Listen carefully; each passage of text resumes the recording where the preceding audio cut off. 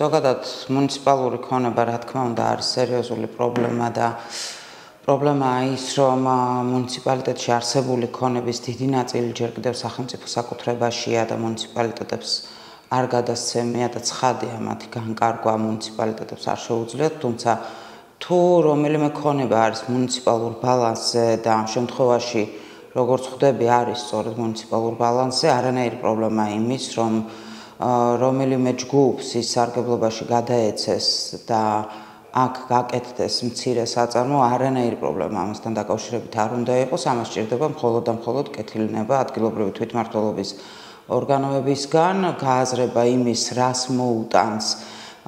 ესა თუ ის მცირე ბიზნესი მუნიციპალიტეტს და ღირს თუ არა ამისთვის აი ამ ქონების გამოყენება.